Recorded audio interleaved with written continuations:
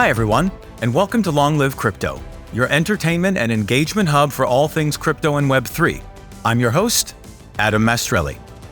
I've been working in crypto and blockchain for over half a decade as an angel investor, at the corporate level, as an LP in crypto hedge funds, and as a current partner at the Woodstock Fund.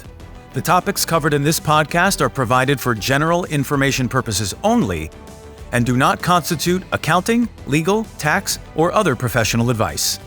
Thank you for listening. If you've been enjoying Long Live Crypto, please leave us a review on Apple Podcasts. It's a great way to help others find the show. Oh yeah, the red button on the screen means we are recording, and it also means that apparently only this part of my chest is sponsored by Masari. We're not really sponsored. We're sponsored by the sun at this point. I tried to do the best I could with the sunlight, but it's like just blasting through. So how are you, Faris?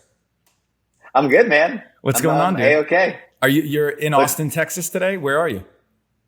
Yeah, I'm East Austin, the best part of it. The best part of Austin is the eastern side, right? Eastern seaboard. In my humble opinion. You've been here. You can validate this. You can validate this right now. You've been around. I do love me some East Austin. What are your top three? Let's start there, right? We'll eventually get into crypto, and welcome to Long Live Crypto. Today's episode, we're going to talk about long live technical translation with my good friend Faris, right? We'll get into all that, but we're going to first start with the most important stuff. What are the top three things about East Austin? I mean, I know you're going to say food, so just jump into that. I'm pretty loyal to my coffee shop. We take coffee pretty seriously here in the East Side. Not that they don't on the South Side, but we do it much better here. Put that in perspective for you. It'd be like you grabbing a coffee in Bushwick versus grabbing a coffee in like the meatpacking district. It's just a bit more polished over there. So we got a little bit more edge here. Yes. So Palomino, number one, hands down. These dudes from, not Santa Fe, from Taos, New Mexico. So it's designed after, I don't know if you've ever been to Taos, but Taos is it's a pretty gnarly place in New Mexico. Yeah. They're famous for like an Airstream park. So like this hotel with Airstreams. Yes. So it's kind of designed after that, which is kind of cool. We have a great initiative. Another cool thing about East Austin. So Austin broadly has a homelessness problem, like, most major, US cities. But we found a way where, the homeless now have like odd jobs that they do around this neighborhood, whether it be cleaning up trash or they started a car wash, where now it's creating some income. So we have all these signs basically supporting all their causes that take on many shapes, like whether it be, we'll clean the house, we'll pick up the trash, we'll clean your car, we also have mechanic skills, like, whatever it is, just kind of a jack of all trades spread across a few people. So that's been a really good, neighborhood vibe / initiative. And I would say the third and final thing is, my gym is kind of like a melting pot of people. I kind of thought you were going to say that, right? Because now I know your gym is legendary, right? You, Ted, and who else is going? Matt McKibben, right? Yeah, Matt goes. The Austin crew. So our gym is like, it's good, weird, and bad in a lot of ways. So the good part is it feels very cool. It has like every machine you can possibly think of. And they're very bad at like maintaining stuff, so they keep on buying stuff. And I think most of this money comes from the owner, who has like a bunch of food trucks and bars around town. Yeah, that's how the cash flow kind of comes into it. Barely passes health code, if it does at all, if it were ever get checked. And then it's like a mix of people. It's kind of like the intersection of like Average Joe's and like Lobo Gym, in the sense that not everyone kind of shows up, but everyone's welcome. But like, if you don't know what you're doing, like you probably wouldn't go there, because it has like a lot of athletes. It has a lot of like just people that just tend to know what they're doing, but also like super chill and super fun. So it's just an interesting place. Hey, don't you think we're kind of like the poor man's Vince Vaughn and Ben Stiller combination right now? Like, you can give me a little touche? Like, nobody makes me bleed my own blood. Very fun fact. Yes. This is very specific. And you always call me out for being niche. So this would be niche. You're so niche, bro. I find German people tend to think I'm very much like Ben Stiller. Yes. Only Germans? I used to get a lot of, not to brag, but I used to get a lot of Ben Affleck. That's the truth. I'm not just like saying it to say it. Like, many people have said, slow down, guys. Slow down. You had me at Ben Stiller, okay? I thought you'd say that, and I just wanted to. I thought I provided some cushion around the comment, because I'm going to come with the truth here, but also like I expected some backlash. A little bit, but not a lot. but that has now transitioned, and I'm talking like repeatedly, right. Oscar Isaac. I don't know if you know Oscar Isaac. Oh, totally. Isaac. You're 100% Oscar Isaac. I love him. So I get some Oscar Isaac, but I would say primarily German people tend to think I'm like Ben Stiller. Good. Germans trapped in the 90s, right? Watching, what is this? Dodgeball. Right. Yes. Got it. You're Ben Stiller from Dodgeball. Okay. Exactly. Good. Rapport building over. Let's jump into like your day job, man. Cause I love you. You're like one of the most fascinating people in crypto to me. We've been, friends now for a few years, but you're always like, hustling, right? You're always flying to London randomly to like go meet someone. Like you're the ultimate like hustler in Web3 and crypto. But now you find yourself right with the empire a little bit. You find yourself with a fund, but I'd love to know like what you're doing now. And then your superpower, like we talked about earlier, is technical translation. Can you just kind of like break that down for us and what you're doing now, and that's it? Yeah. So like my actual role is head of platform at Struck Crypto, and I'll get into that. I would say like kind of the root of that is like I've been for a while. I just love connecting like-minded spirits in the space. I do that on a daily basis. Like any given day, I'm probably connecting 20 people, whether they be portfolio companies, whether it be just friends, whether it be new people, like whether, they're working on something, trying to get a job, or, they've made $1 billion and they're doing a new thing, like the full stack of like Web3 society. I'm generally trying to mesh together in some kind of cool way. And the dream of that is actually what you did yesterday. You sent me a picture with a mutual friend, and I just like when different people I connect, love it, get to know each other. And, it just makes me feel happy. I mean, it counts for something. So that's kind of what I love about it. But as head of platform, it has, one primary role. It's to grow the portfolio. So we invest in a company, and there's like all these, we look for certain things, largely infrastructure-based solutions, but they, one way or another, they become a portfolio company, and my sole objective is to help them grow. The goal within that is to then productize as much as humanly possible. So it's just me as a one-man band trying to like figure stuff out like ad hoc every single time. So one of the things we do is talent. So I focus a lot on placing talent for these portfolio companies to help them essentially just keep focused on the product and the growth. And because it's a very laborsome process to find the right person, get them like onboarded and all that. So we have an internal system we use, and I've been able to place like a lot of CTOs, heads of design, poach a lot of people from like leading Web2 tech companies and all that, FANGs and all that, and just get them in. So CTOs, chief product officers, CMOs, but also like mid-entry level devs like Rust, Solidity, and all that. Right. So that's been super good. Helping with them running nodes. But then outside of that, it's like a lot of like hands-on go-to-market, fundraising, messaging, L1, L2 integrations, just broader connections in the space. By the way, this is the part where like during editing, I'm hoping like fire emojis come in, like fire, just like, do you know what I mean? Like the Web3 version of this is just like emojis sparkling throughout what you're just saying. It's incredible. Keep going. So it's a lot of strategy stuff. So how are we going to grow the TVL if it's a DeFi thing? How's that going to like match up with testnet, mainnet, token launch? How are we going to launch our ecosystem fund? What are our infrastructure priorities? How's that going to map to community building, the hackathon setup, locations? What infrastructure projects are like? It goes on, right? Right. And then eventually, what happens is they start executing on those things. They start hiring resources to then execute on those things. And I don't leave. I just migrate to another, whatever the new need, right? Yeah. Because once you solve something, then a new thing appears. And then, so I just basically migrate where like I'm most needed. And then where I'm most needed, they tend to then hire people as they're executing on it. And then I'm needed somewhere else. So I just kind of migrate. I love that. And that looks different with each company. And how many portfolio companies are you doing this across? On a day-to-day basis, I would say I'm like, call it hot and heavy with like 8 at one time. Nice. But then as they grow, they generally need me less, right? They have many, and then as they pull away, you get more needy, right? I mean, I know the whole dynamic. It's like dating. I get it.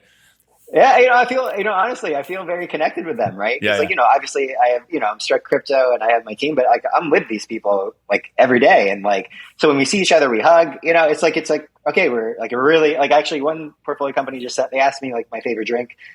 Whoever sees this, it's a Mezcal Negroni. So if you see me at a bar, you're looking at Mezcal pick Negroni. Up the tab. That's well done. Mezcal Negroni. Yeah. So they sent me my drink. They just really were appreciative. And I loved it. Like, I don't, it's those small things that make me feel like, I'm in the right place and I'm helping people the best I can. What I hear you saying is that you are the Olive Garden of crypto. When you're here, your family, right? when you're with Faris, your family. It's a very authentic Italian Olive Garden. I don't know if you know it. You might have heard of it. Unlimited bread. I've never missed it. Unlimited bread steaks. Yeah. Got it. Okay, so that's like kind of the day job. Let me ask you this: when you're talking about like, especially within this podcast, I always want it to be a little bit more comedic. This is a little bit of my personality. So like, how do you, when you're working with companies, are you using, right? When we think about working historically, if you're coming from a Web 2 world, it's like, I am now working, on some version of that, right? And crypto blows this out of the water. I mean, you're in Telegram, you're sending like animated meme chats and this. I mean, are you working? And if so, in that way, do they appreciate this like kind of amount of comedy or shorthandedness? And what are some of your favorite crypto memes? It's funny you say that because like it's funny in two ways. One, in my like much like previous, like now we're talking like 8 years ago, corporate life, I used to not get raises because like they had a problem of how I treated people. And I used to treat people like everyone's having a good time. We're all the same. It's good. Like, they had like the big issues like Faris, like you're emailing like global managing directors. Right. Like, hey, heard you're in town. Like, and I used to email them like, hey man, I heard you're in town. I only really see you on the pamphlets. Great to tag up. Like, I got a great, it was just Dubai day. So like, hey, I got a great, like Iranian spot. You're going to love it. The kebabs are killer, like this. Exactly. Right?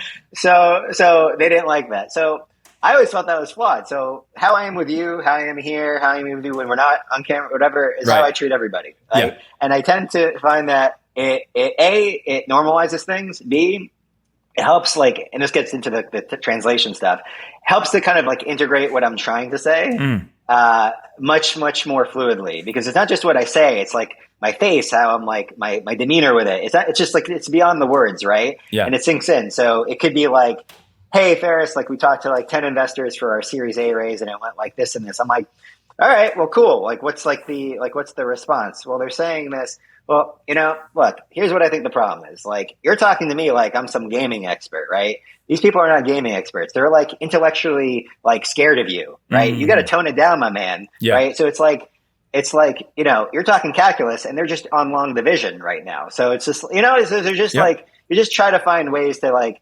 normalize what's going on because when you're in these experiences, and I can speak to myself or maybe you can speak to yourself, you think it's just you going through this, right?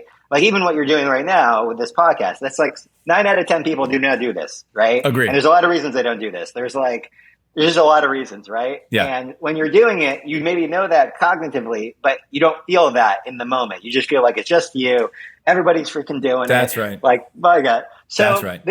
This like thing, whatever you want to call it, this little, chromosome or whatever, this exists and permutates in all different ways, in all different situations, in all different levels, and, everything, right? So what I try to do is just try to identify what that is and let's just speak to it, right? And let's just speak to it in a way that we can both have a good time with it, be execution oriented, but we don't have to be dictators about it either. We can just be like two people on a call, just try like, okay, so that's happening, huh? Okay. Yeah. So let's just, that's it. No, it's not. It's great. Since we're on a crypto EVC type call, we have to do a few things. One, at some point we have to mention the word vintage. And then two, we have to say the phrase first principles, right? So like, while you were just saying that, I was thinking from a first principles perspective, I'm like short structure, like long, decentralized structure, right? I mean, corporate structure is like, don't do X, Y, Z. How dare you, email the managing director, you're at this level, right? Or Thomas Friedman, I'm long, flat worlds with Thomas Friedman, some version of that, right? So I hear you on that.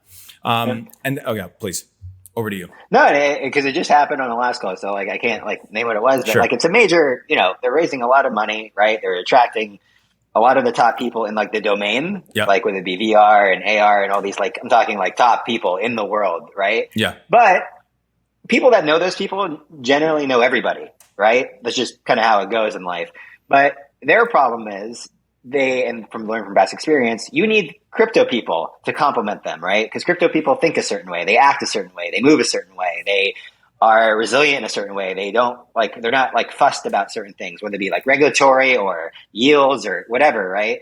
So this mentality is actually critical to growth, right? Yeah. It's actually like, it has to be in the DNA. And if you don't have it, you got to surround yourself with it. If you do have it, but you don't use it, you're at a disservice. And you need someone just like relationships, right? You need to surround yourself with good people. And in this case, it's surrounding people that also think like this. If you have the capability, but don't activate on it or don't act on it. Yeah.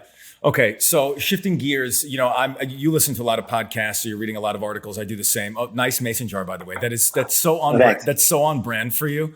I want to go. I don't want to call you out. Why do you bust out your water bottle? No, I do not have a plastic water bottle here. It is environmentally friendly. So let's move on. Actually, you know what? Fast forward past this part. If you've ever seen Spaceballs, you'll understand that. So, one of the things I've been listening to a lot lately is this guy, David Senra, who runs a podcast called Founders. This guy is incredible. Like, his energy's off the charts. And he's got this whole great thing that they talk about on an Invest Like the Best podcast, which is what happened to you? What was your life like before 18 or really sometimes even 14 that has kind of brought you to who you are as a person today? And I literally called my mother after this. I was like, hey, Mom, I don't remember really much. What was my life like? And she walked me through it. And it's incredible to see some of the things that she mentioned and how they play out in what I'm doing today. So I'm really curious about this because we could talk, wax poetic about crypto and this and that, but this is an individual game.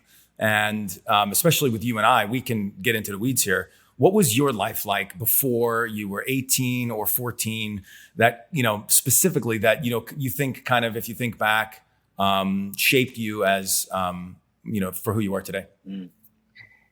All right.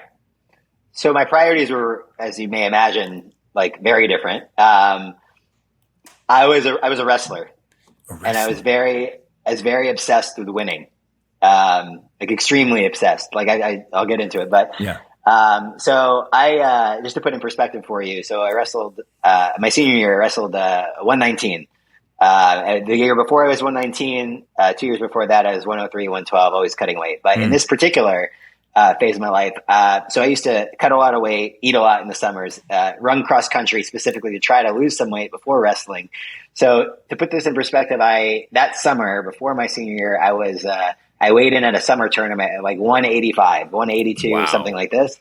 Yeah, I was heavy. All right. I didn't look heavy. I just looked normal. But I was heavy for my weight.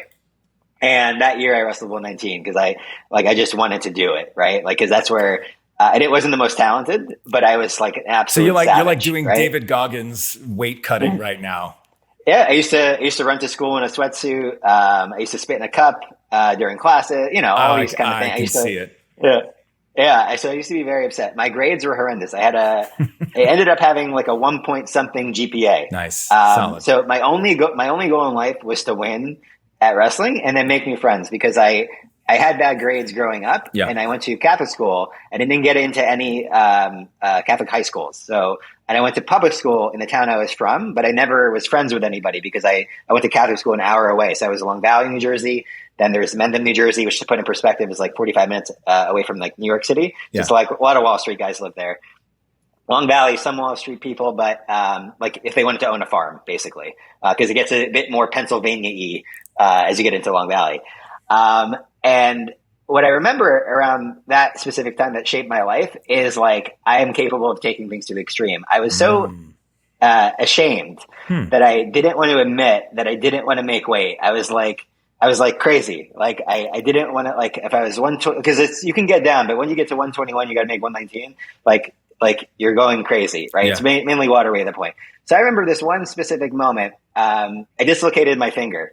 So my finger is like this in practice, right?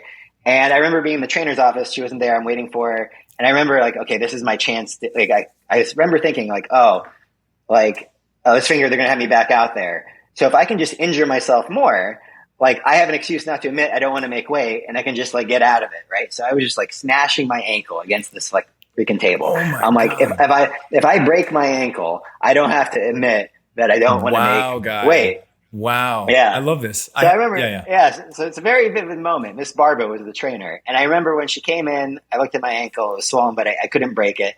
And I went back out there. And I remember, and then, things were kind of coming into full picture for me. Like I wasn't getting into any universities. It was it was like, oh man, I really have to I have to change right now. So I'm very good at going 0 to 60 in different directions. Yeah. So I went to University of Hartford my freshman year of college. This is the only college that would let me in. That wasn't a community college. I didn't want to stay at home in New Jersey. And I wanted to go to Virginia Tech. So from that point forward, I'm like, only thing that matters is straight A's, no matter what I do.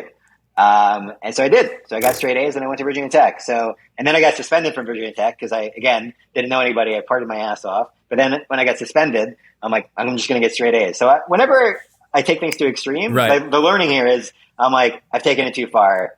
So slowing down has been the key critical part. This is very crucial in, for example, bull markets with crypto. Yeah. You get very caught up very easily, right? So the key is to slow down, because if you think you're going head on and you're succeeding, rubber meets the road there eventually. So and it's not pretty. The person in that competitive early person you were, the adult now, right, with the wife, with the dogs, with the house, with the job, has said, look, I can do that, and you can ramp that up when you need to if it's beneficial, it sounds like, for others. Like if it's beneficial for your portfolio companies, you can go 0 to 60 or something like that now. And it's the patience to not lose and not have to theoretically bash your ankle against a wall to do that, or your head in this case. Yeah. So everything in moderation, right? Yeah. So it's just, you gotta have some balance here. Got it. So yeah, that was kind of like a very, it was a very transformative experience for me before 18. Got it. Okay. Follow up to this. When we talk about maxims, we just said everything in moderation. Do you have, one of my favorite quotes is, do not wait till the iron is hot to strike, make it hot by striking. This is a W.B. Yeats quote. I saw it in Dublin at one point. I loved it. So do you have any favorite maxims that you kind of live by that have really inspired you over the past few years? I mean, we could go down a rabbit hole with this, but yeah. Recently, and all right, let's see what I'll do here. Let's go. Oh, here it is. This is getting exciting. Hang on. As you do that, I'm going to try to adjust. Yeah, Ted Lasso, great show. I've seen a lot of memes on him. Jason Sudeikis is fantastic, so I'm a fan. So great mustache too. Great mustache. It's coming up on Movember right now, so I think I might grow a stash for the month of November. One of the things that it's easy to have stuff that we want to talk about, but what are some of the things that you wish more people in crypto or Web3 or VC, in your day spoke about more? What are some of the things that you want to imbue into the world of this work? Because, I think I'm reading this great article on, it's called Everyone's So Confused. There's all these 19-year-olds basically getting interviewed. And it's talent continues to pour into Web3. And they're like, look, we need to get this easier, but it's not going away. Gen Z, millennials will continue to, be in the space. And I'm like, well, what are we missing? What is something that you think that the reason that everybody's flocking in is because it kind of covers money, politics, religion? You know what I mean? It feels like it covers a lot of these hot button issues, right? What do you wish that others would either put into it that is the reason you're here, that you feel either is missing or you want to accentuate more or something like that? Yeah. So when I first started in crypto, I could, if you quiz me, I could probably take 30 minutes and try to name every company in the space or, something to this effect, or, major VCs or whatever. Definitely ecosystems, that's for sure. Mm-hmm. Now I can't do that. It's just, there's so much going on. It's moving too fast. Yeah. There's more companies than I can possibly name. And the problem I see is that you just can't help everybody, and not everyone is a fit for something they think they're a fit for. So that's just the reality of it. So hey, I'm coming from this company. I'm trying to get in the space. I think I'd be a good fit for this company. You're probably not, because they're looking for something specific. So you mean from a hiring perspective? From a hiring perspective, from a talent perspective. So there's come into Web3, come into Web3, come into Web3. But ultimately that is true. But it doesn't mean these companies aren't looking for something very specific. Right? And I feel like there's this false narrative that gets sensationalized on Twitter and all these other things hey, check out my job board for all my portcos and stuff like this. It's too vague. It's too unintentional. It's something, but it's not helpful in the sense that it doesn't get to the root of what you actually need to do to get a job. Mm-hmm. For a specific company you want to get a job for, because they're definitely looking for something specific as it relates to their growth. Right. Yeah. So the general kind of like macro way of thinking or approaching this doesn't work. You got to, and like, yes, you can go on like rabbit hole and like do activities, improve like Web3 chops or whatever, but ultimately you need to apply like, and and this is like where my influence comes from. Oddly enough, it comes from someone known in crypto, but this was before it was around crypto. Haseeb from Dragonfly Capital. Sure. There's a famous article that inspired me back in the day, which eventually led to me getting into crypto, of his story of getting a job at Airbnb. And really? It came from like his background. And yeah, it's a Fast Company article. I can dig it up, but okay. We'll put it in the show notes. It should be like 6 or 7 years ago now. But nice. Basically, it just went through the like unwavering, like just mentality to get a job at Airbnb. Copies how he used his background around professional poker. And I'm like, and I was looking at, I'm not a professional poker player, but I got a background that's pretty like not like specific to this, but right. Like pretty cool. But you have to put in the work to get in front of the right company in the right kind of context and the right kind of framing. I don't feel like this whole Web3 narrative around talent is like expressing that appropriately. It's just like, well, if you come here, now you can come here. It's not like that. It's not like, it's not like Moses is part of the sea, It's just right. like, it just isn't like this. So I feel like there has to be more people with more time, because I don't have the time. I have the time with like individuals, but not the time as on a thematic level of getting into like the chops of like the nitty gritty, like just core biz dev you have to do to get the job you want. Yeah. Right. And that goes beyond protocol participation. That goes beyond DAO voting. That goes beyond these things. It goes beyond like, you have to get in front of the actual human being and provide it in a super contextual way that then separates you from the other like Barclays investment banker or the other, XYZ at AWS or whatever. Yeah. And I don't feel like that path is clear for a lot of people. Yeah. Because they generally, if they had those jobs before, they likely got poached from like University of Chicago or Harvard or Columbia. Right. And that's to say that's not a knock on them. They're just super smart, and those companies are looking for those specific people. But it's a different ballgame when you're trying to get into these companies because you have to have a different mentality. Yeah. So your background is one thing, but if your background doesn't come with like the mentality, it's actually a liability. That's right. I mean, look, I was just speaking with Jim last night. I mean, you're one of the best BD guys, right, out there, previous to your now VC role, when you were doing all your early stage advising. I mean, you're walking the walk, you're showing up to, conferences with these folks, you're on calls with them. I mean, you're in the nitty gritty, the other people to connect to, you're in the Telegram chat. So I think there's a certain hunger, like you said, even that, like, if I play it back, the desire to win done in a responsible way is a little bit of your superpower, right? You want to win, and you want to win now for something that you believe in, right? As opposed to something that you didn't care about. Yeah, and I do it still. Like, for example, because these founders, these are my people, right? Yeah. So it's like when you don't want to meet up with one of my people, that's messed up. So it's like if I'm on a Telegram and I'll just use a company like Notifi Network, right? And I'm trying to get Notifi Network new partnerships. Yeah, Paul, this dude, total G. So they're asking me like, why should we invest in money? Like, I'll tell you why you should like take a call with Notifi. That's right. I'm breaking it down. Like, and it's not just because like, hey, their communications infrastructure, like this communication infrastructure connects with what you're doing. And I also like to explore this, and this. Is there some way to, if you don't have the time for it, is there some way how to route this to the appropriate person in the team? Like, let's make it contextual. Because if I just like dropped in a deck, they're not going to respond to me, even if they like me. Right. So that's just the reality. So you have to, it's like Iverson, like practice, right? You just have to like, it takes fold in every single domain, no matter what level you're on, in what context. This is so true. And this is again, my other, David Senra, he's just reads biographies, right? That's all he does on this podcast. And he's basically talking about a Michael Jordan biography that he was reading that changed his life.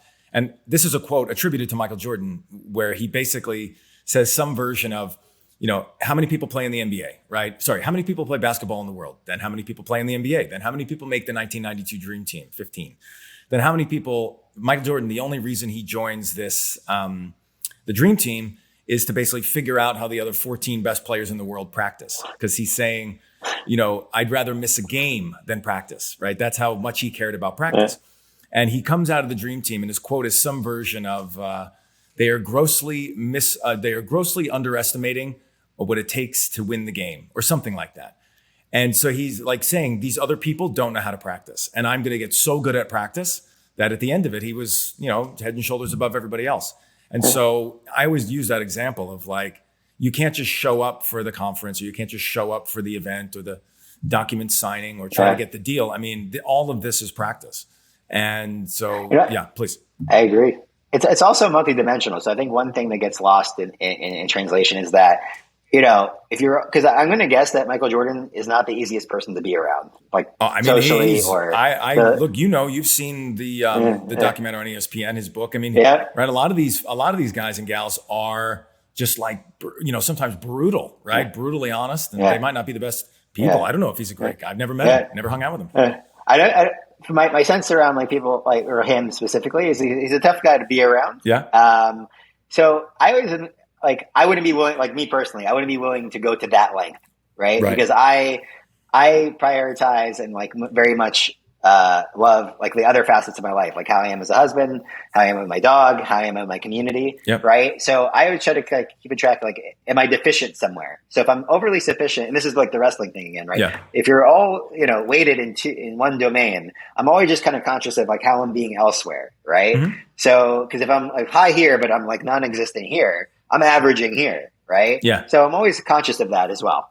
I love it. Okay, look, what we're going to do is we're going to wind down a little bit now. And I like to ask, a couple of wind down questions. But the one, here it is. Sure. That's good. Wind down.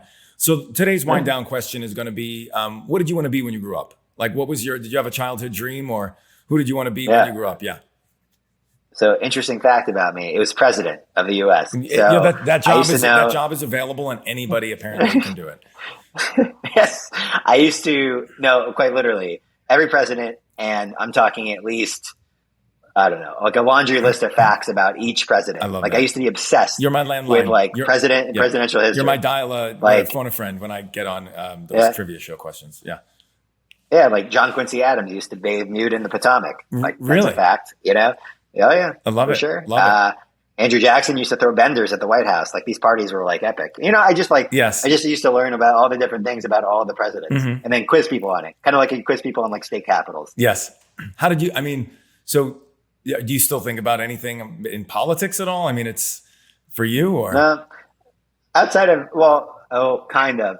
So I'm like, as you know, I'm in Austin, but I'm also like looking at like surrounding towns, like farmland, things like this. I always kind of had this dream, like I would be like, like mayor or something like this of like a smaller-ish town. Oh yeah. Where it's like a more closely knit community. So I would say that's kind of like the height of that. But no, I have no interest in that domain. Yeah. Now my interest is largely around, obviously it's in crypto. It's mostly around community. I guess maybe a big dream one day would be a curated social club. I went to Mandela Club in Singapore for Token 2049. What's that? That sounds exciting. It's like, how like Soho House has like a, obviously like a network of, and then there's like some social clubs that are like unique to a specific city. Yes. Like Mandela Club was like one that was specifically in Singapore. Okay. For Singapore. And I was like, my God, you should just see this place. There's like every touch point was like the top floor was a sake room, a sake bar. This was but also like, it was kind of like Cheers where everybody knows your name, but damn, I'm really happy that person knows my freaking name. Like it was just, it was just like, and the food was epic. It was just like, I was just talking about it today with somebody that I was messaging around like Singapore. Like it's been a while. And yeah, that'd be pretty cool to curate that kind of experience at one point in my life. I like it. You heard it here first. Mayor of a small town. I just to complete that thought, and then we'll sign off. I was in my hometown this past weekend hanging out with my degenerate high school friends. And basically, I was walking around like my old house where I grew up. I'd like taking pictures like a stalker outside of the house and walking around. And I had a flashback, like I was wearing my Patagonia kind of puffy jacket. And I was like, this town has not changed. I felt like Marty McFly in Back to the Future, where he's just like walking around in 1955. I was like, is this exactly? I was like, I'm trapped in time just 30 years later or something. Yes, go. I feel you. Can I do a shameless plug? You can. Plug away. Okay. I don't know if you use Amex. You may have saw in the recent email. Back to the Future is coming to Broadway. That's my brother-in-law. So if you're in what do you New mean York, it's your brother-in-law? What does he do? He is doing what? He's the producer. Hey, by the way, I should be in that show. Get me on stage. Let's go. Well, I'm talking offline. I didn't know he was producing that. Oh, you told me about that. When is it coming? When is it opening? And when am I on stage? Well, it's already active in the West End in London. So if you're in London, you can already go see it. But it's coming to Broadway, I think, summer of 2023. Back in time. I hope is it all? Yeah. Who's doing the music? It's Huey Lewis and the News, maybe. It's all the original people from the original back. Yeah. Oh my God. It's the OG crew. Amazing. Okay. Well, you heard it here first. Yep. Back to the future. Faris, thank you so much for being on Long Live Crypto. And I'll talk to you soon, my man. All right, brother. Appreciate you. Peace. Thank you for listening. If you've been enjoying Long Live Crypto, please leave us a review on Apple Podcasts. It's a great way to help others find the show.